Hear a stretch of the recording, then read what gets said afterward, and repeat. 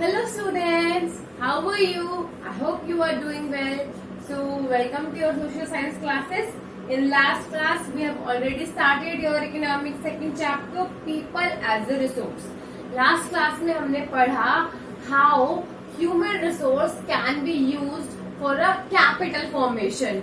किस तरह से human as a resource use किया जा सकता है and through investment on education and health care facilities हम ज्यादा बेटर कैपिटल फॉर्मेशन कर सकते हैं और ज्यादा रिटर्न्स मिल सकते हैं हमें थ्रू द ह्यूमन कैपिटल। आज हम पढ़ेंगे what are the various economic activities performed by men and women. तो चलिए स्टार्ट करते हैं। तो various activities have been classified into three main sectors. There are three main economic sectors. Okay, कौन कौन से हैं? तो पहला होता है प्राइमरी एग्रीकल्चर। यहाँ पर मेनली एग्रीकल्चरल एक्टिविटी होती है related to farming. Okay, then secondary sector is manufacturing sector, जहाँ पे मशीनों से प्रोडक्शन होता है और वैल्यू ऐड की जाती है।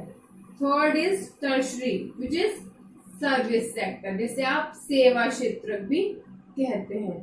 तो ये तीन प्राइमरी सेक्टर्स हैं जहां पर इकोनॉमिक एक्टिविटीज परफॉर्म होती है। Now see, primary sector includes agriculture, forestry, animal husbandry, fishing, poultry, farming, mining and quarrying. तो ये सारी एक्टिविटीज जैसे फिशिंग हुआ, खेती हुआ और वो क्या कहते हैं आप, फॉरेस्ट्री, एनिमल हस्बेंड्री, पशुपालन, ये सब किस में आता है? प्राइमरी सेक्टर में। सेकेंडरी सेक्टर में आता है मेनली मैन्युफैक्चरिंग एक्टिविटीज, जो कि मशीनों के द्वारा प्रोडक्शन होता है। मान लीजिए कहीं पर कोई प्लांट लगा हुआ है and they are making shirts और anything like this, so all this comes under secondary sector. And the third is tertiary sector, which is made up of activities involving like trade, transport, teaching, communication, banking, education, tourism, insurance, etc. etc. तो जो भी काम जिसमें service provide की जाती है basically वो सब आते हैं टर्शियरी सेक्टर में। All these activities are together known as economic activities और मार्केट एक्टिविटीज। क्या कहते हैं हम इन्हें? इकोनॉमिक या फिर मार्केट एक्टिविटीज, आर्थिक गतिविधियां या फिर बाजार की गतिविधियां।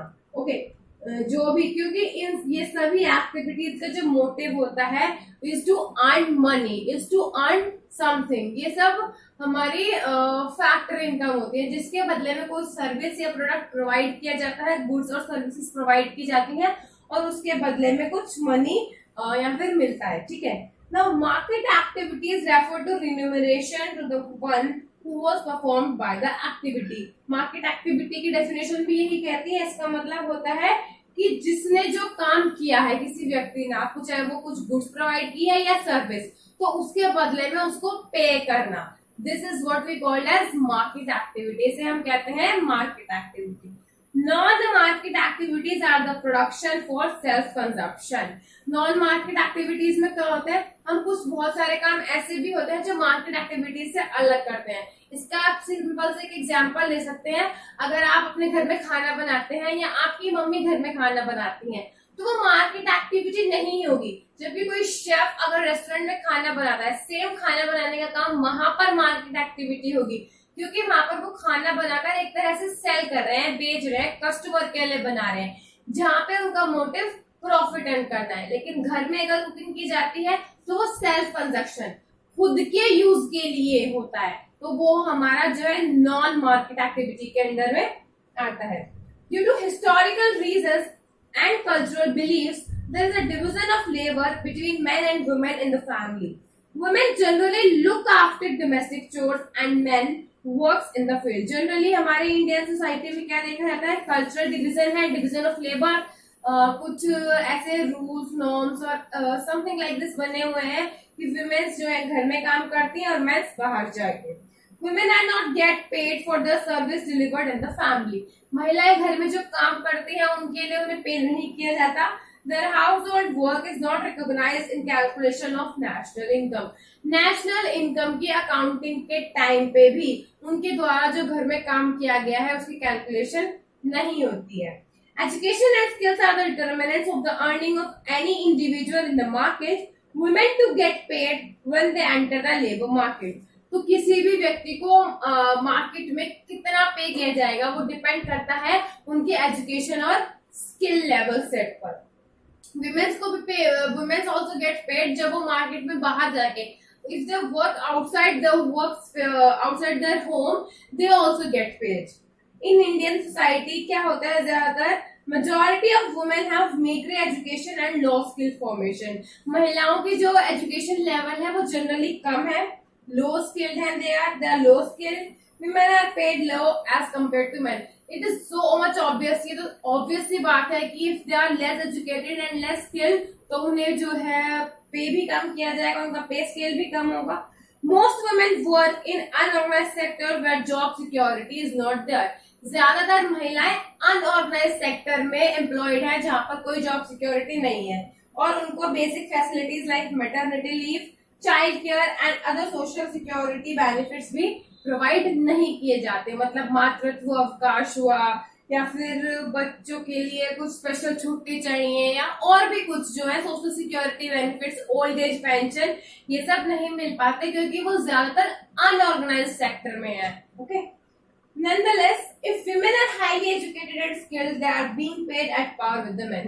हालांकि अगर कोई महिला अच्छे से एजुकेटेड है, उनके पास प्रॉपर स्किल सेट और एजुकेशन है, उन्हें भी पुरुषों के बराबर वेतन या भत्ता मिलता है। In organise sector teaching and medicine attract them the most. Organise sector में वुमेन्स कौन सेक्टर्स में ज्यादा इन्वॉल्व है? Teaching and medicine, means either they are teachers or they are doctors or nurses mostly। teaching और medicine के field में we can find more of the women's। we have seen examples of women entering administrative and other services and jobs requiring high levels of scientific and technological competence। हमारे पास ऐसे भी examples हैं जहाँ पर महिलाएं सिर्फ इन्हीं जॉब्स में नहीं बल्कि अदर जॉब्स में भी इन्वॉल्व है जिसमें कि जो नीड है वो हाई साइंटिफिक और टेक्नोलॉजिकल कॉम्पिटेंस की है। मतलब महिलाएं साइंटिस्ट भी बन रही है, डॉक्टर भी बन रही है, इंजीनियर भी बन रही है, बस कंपैरेटिवली अगर हम देखें तो वो इन फील्ड्स में ज्यादा है। इसका मतलब ये बिल्कुल नहीं है कि महिलाएं अन्य फील्ड्स में है ही नहीं, वो है। Now let's moving forward, quality of population. अगर आपको कहीं पे भी कोई डाउट है तो आप मुझसे क्लास के बाद पूछ सकते हैं। Okay, so moving forward, quality of population. Quality of population मतलब हमारी जो पॉपुलेशन है उसकी क्वालिटी कैसी है, उसकी बनावट कैसी है, उसकी गुणवत्ता कैसी है, उसमें किस तरह के लोग हैं, ये सब किस चीज पे डिपेंड करता है? On literacy rate, health of a person indicated by the life expectancy and skills formation acquired by the people of the country। तो क्वालिटी ऑफ पॉपुलेशन किस चीज पे डिपेंड करती है? लिटरेसी रेट, मतलब जनसंख्या की साक्षरता दर कितनी है, कितने लोग पढ़े लिखे हैं, कितने लोग ऐसे हैं जो चीजों के बारे में अवेयर है, लोगों की हेल्थ कैसी है, स्वास्थ्य कैसा है, कितने लोगों के पास primary health care facilities accessible है, मतलब वो इस लायक हैं या उनके पास डॉक्टर अवेलेबल है कि वो बीमार हो तो जाके डॉक्टर से कंसल्ट कर सकते हैं, और उनका स्किल सेट क्या है, वो अवेयर कितने हैं, स्किल्ड कितने हैं, एजुकेटेड कितने हैं, लिटरेट कितने हैं। इन सब चीजों को ये सारे फैक्टर्स टुगेदर मिलकर डिसाइड करते हैं कि किसी भी कंट्री की पॉपुलेशन की क्वालिटी कैसी होगी। Illiterate and unhealthy population are a liability for the economy. किसी भी अर्थव्यवस्था या किसी भी कंट्री के लिए अगर इलिटरेट और अनहेल्दी पॉपुलेशन है, ऐसे लोग हैं जो असाक्षर हैं, जो पढ़ नहीं सकते, जो समझ नहीं सकते या जो बीमार रहते हैं, ज्यादातर कुपोषण का शिकार है, प्रॉपर हेल्थ और हाइजीन नहीं है, तो वो लोग किसी भी इकोनॉमी या कंट्री के लिए क्या है? लायबिलिटी है। मतलब वो उनके लिए एक तरह से देयता है, मतलब उसके लिए उन्हें हमेशा पे करना पड़ेगा कंट्री को या इकोनॉमी को। Literate and healthy population are an asset. Literate और हेल्दी पॉपुलेशन क्या है? एसेट है, मतलब जिससे their source of income. Asset is something which is source of income. तो किसी भी कंट्री या इकोनॉमी के लिए अगर वहां की पॉपुलेशन लिटरेट है, साक्षर है, पढ़ी लिखी है, हेल्दी है, स्किल्ड है, तो वो उनके लिए एसेट बन सकती है। तो मुझे लगता है आपको ये समझ में आ गया होगा कि what are the various economic activities performed by men and women under different sectors and how women are organized are employed more in the unorganized sector. In the next class we will start with the education. अगर आपको कोई भी doubt है यहाँ तक ऐसे last class में तो आप मुझसे पूछ सकते हैं. Thank you.